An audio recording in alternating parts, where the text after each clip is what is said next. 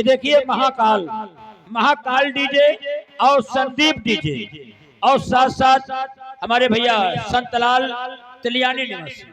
ये देखिए 10 रुपया राजमाता। हम दोनों भाई से गलतकार नहीं किए। महारानी कामनी मैं कैसे ये खेल कर रही हूँ, मेरी समझ में नहीं आता। पिताजी का नाम नहीं है मेरी, पिताजी का नाम नहीं है मेरी, मुझ पे इल्जाम झूठा लगाया गया।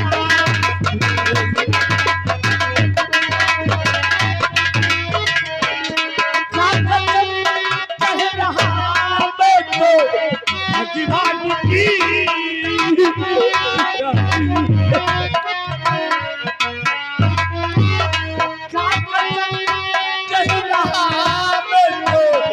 भगवान की चाल चल करके मुझको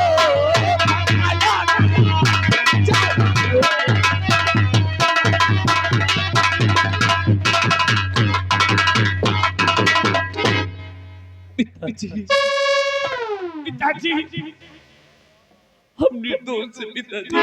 महारानी कामनी हम पर झूठा इल्जाम लगाया जा रहा है। महारानी कामनी मेरे बेटे राम और श्याम ऐसी गुस्ताखी कभी नहीं कर सकते। और सबूत क्या है? सबूत चाहिए, सबूत चाहिए तुम्हें। मैं झूठ बोल रही हूँ। हे भगवान, अगर मैं झूठ बोलूं तो गाज गिरे और मैं यही समा जाऊं। स्वामी जी सबूत सबूत चाहिए।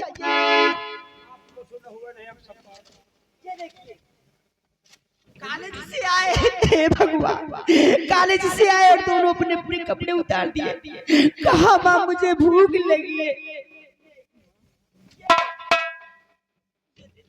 ये सबूत और ये जूते भी उतार दिए स्वामी जी। और इन्होंने सब वस्तु उतार के कहा माँ मुझे भूख लगी है, मुझे खाना दे दो। मैंने कहा बेटा मैं खाना लगा कि तब भी तुम्हारा वेट कर रही हूँ। और इन्होंने मुझे अकेली पाकर कहा मैं एक बात कहना चाहता हूँ। मैंने कहा बोलो बेटा क्या कहना चाहते हो। ये दोनों ने कहा माँ तुम मेरी कोई सगी माँ तो हो नहीं, और देखो देखो तुम भी जवान और मैं भी जवान। पिताश्री बुढ़े हो चुके हैं, एक बार मेरे सीने से लग जाए।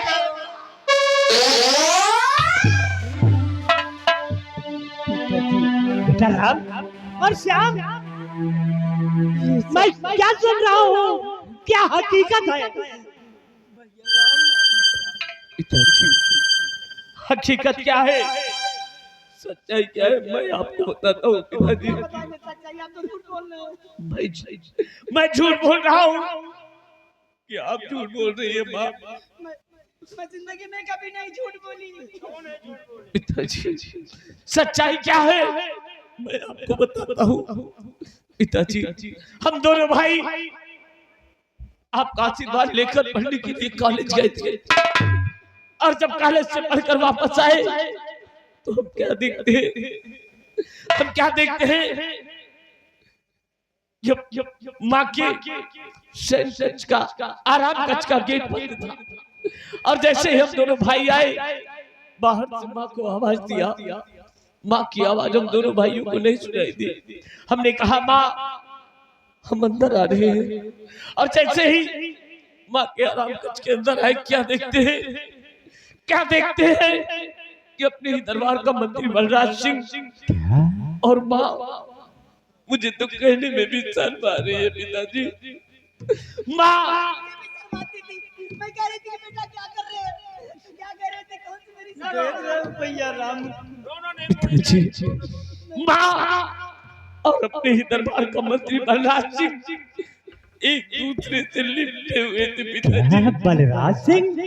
हाँ पिताजी, पिताजी हम निर्दोष है, हमारी रगों में आपका खून है पिताजी, दरबारी और आपका खून इतना गंदा नहीं हो सकता पिताजी।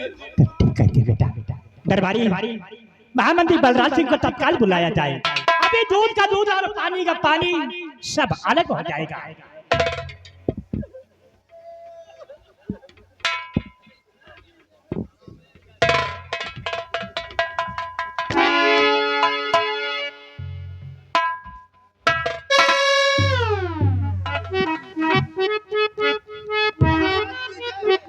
महामंत्री बलराज सिंह हुजूर महारानी कामने के आए आराम कक्ष में कैसी रंगरलियां बना रहे थे।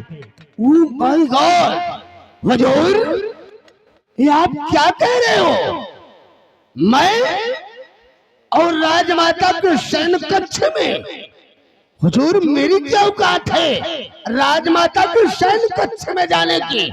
मैं कब और क्या करने राजमाता के शयन कक्ष में गया था? अरे हुजूर, मैं तो अभी अभी रियासत की तरफ से भ्रमण करके अपने कमरे पर वापस आ रहा हूँ। मैं कल राजमाता के शयन कक्ष में गया था। क्या तू रियासत की तरफ गया था? जी हाँ राजन, सुबह का निकला, अभी अभी मैं आ रहा हूँ अपने कमरे पर।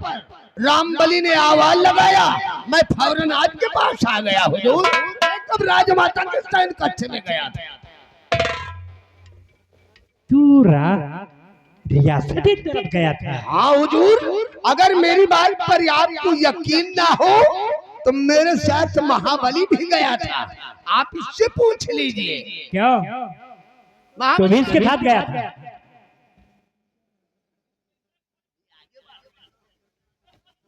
महाराज कहाँ डराए जी बहू, सहिन बोलो महाराज।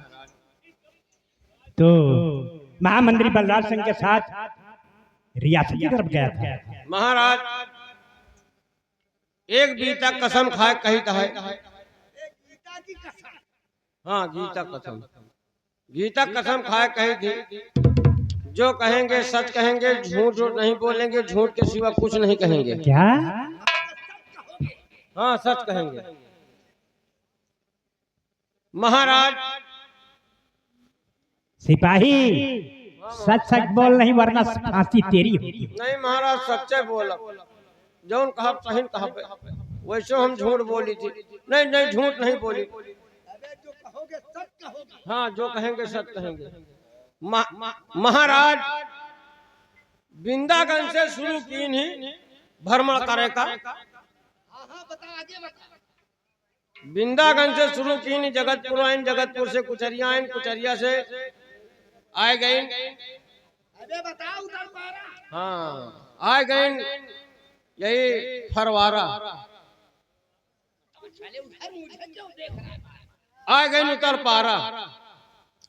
पूरे प्रजा के भ्रमण करके दोनों जने अब लौट रही नहीं, अब कमरा खाली गबे भय नहीं, राम बली आवाज लगा ली, तुरंत चले आए। यानी तू भी रियासत की तरफ गया था? अरे हम दोनों हुजूर सुबह के निकले, अभी वापस आ रहे हैं। कब मैं राजमाता के शयन कक्ष में गया था और मेरी क्या औकात है? सिपाही इसका फैसला सेनापति सत्यजीत सिंह करेंगे।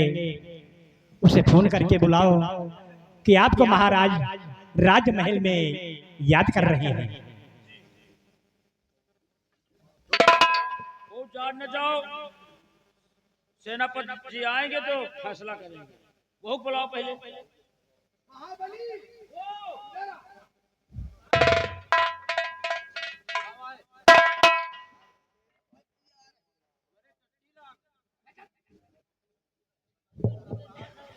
महाबली अभी कोई नहीं जाना।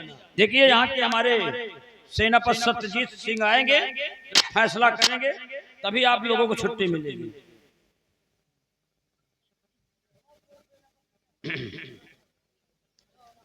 Nine five 5941 A220 cream biscuit. Okay.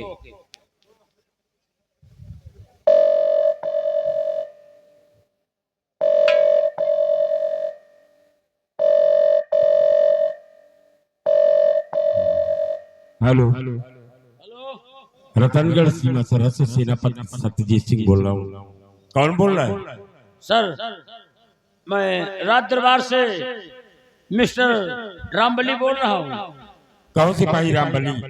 आज रतनगढ़ सीमा सरहद के हेडक्वार्टर पर क्यों फोन लगाया गया है? फोन लगाने का कारण क्या है सिपाही? सर, जितनी जल्दी हो सके आप चले आओ।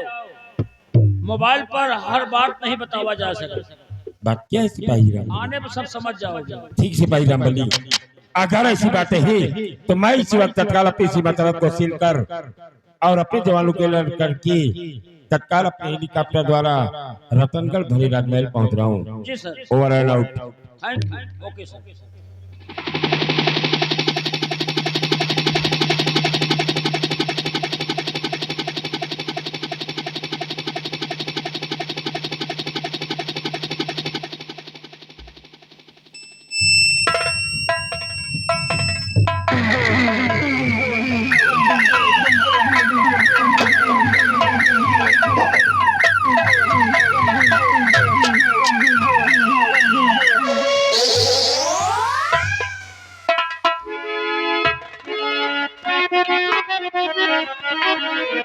तो वह महाराज की बात क्या हो गई?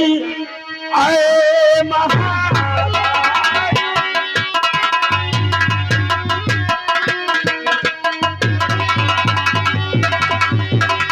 की बात क्या हो गई?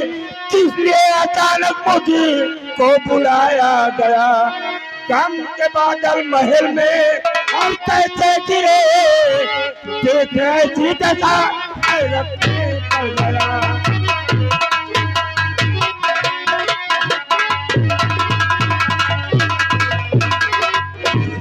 अच्छी बात क्या है? और कुंवर और राम और श्याम के आंखों में आंसू क्यों है? उजूर क्यों है? सेनापति सत्यजीत सिंह,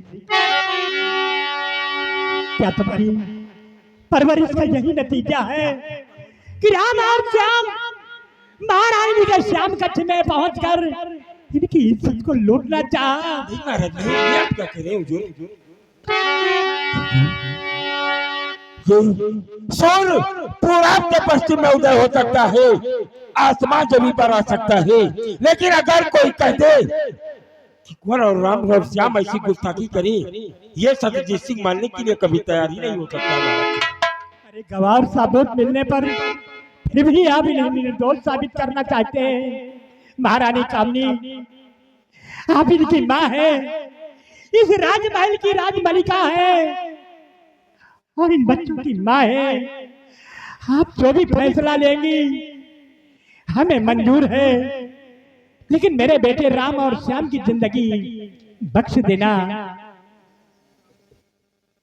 और इन्हें मैं आपके हाथ जोड़कर विनती करता हूँ कि मेरे दोनों बच्चों को बख्श देना। और मेरे पेट में, मेरे सीने में बहुत तेज दर्द हो रहा है। हम आराम की तरफ चल रहे हैं।